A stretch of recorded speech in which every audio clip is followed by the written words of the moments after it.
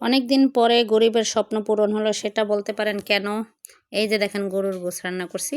তো এখানে ১ কেজি গরুর গোশ নিচ্ছি, আবার ১ কেজি আলু নিচ্ছে। বলতে পারেন আপা এত আলু নিছেন আর গোশ অল্প একটু, কিছু করার নাই। যেহেতু আমরা মানুষও একটু বেশি আর গরিবের মানুষ মধ্যবিত্ত, তারপর বলে শুকরিয়া আলহামদুলিল্লাহ যতটুকু খাওয়ায় তাতেই শুকরিয়া আদায় করি।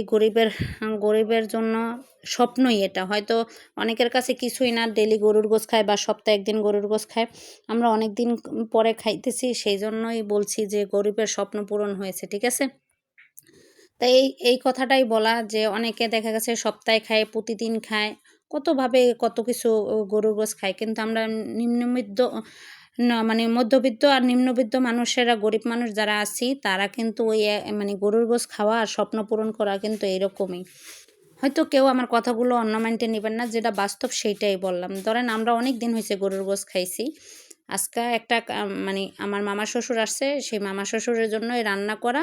এই জন্যই বললাম যে গরিবের স্বপ্ন পূরণের আজকের দিন, সেইটাই বললাম।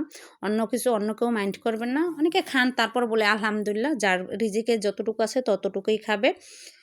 তাই গরুর গোশটা রান্না করতে করতে মনে পড়ে গেল, আসলেই গরুর গোশ একসময় মানুষ কম দাম দিয়ে খেত, আর এখনও বেশি দাম দিয়ে খায়। এখন তো খাইতেই পারি না ভাই।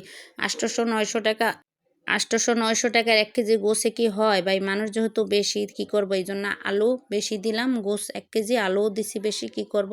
তারপর বলে শুক্রিয়া, গরিবের স্বপ্ন পূরণ হয়েছে। এই জন্য লাখ লাখ আল্লাহর কাছে শুক্রিয়া, যতটুকু খাওয়াইছে আল্লাহর কাছে লাখ লাখ শুক্রিয়া।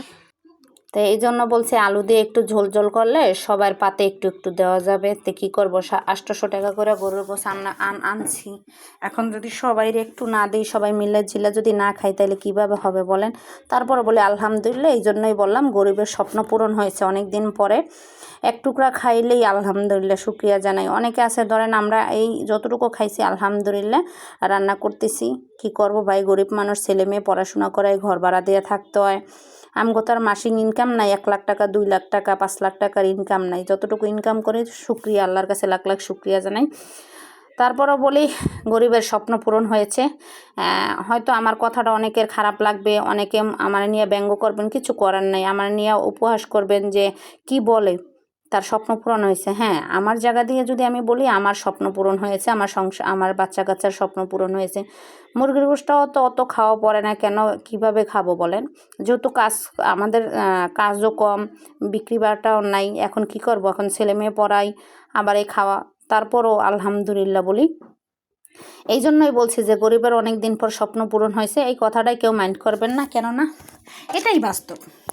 মুরগির গোশত তো সচরাচর টুকটাক খাওয়াই পড়ে, কিন্তু গরুর গোশটা কিন্তু অত খাওয়া পড়ে নাই। সেই জন্যই বললাম যে গরিবের স্বপ্ন পূরণ হয়েছে।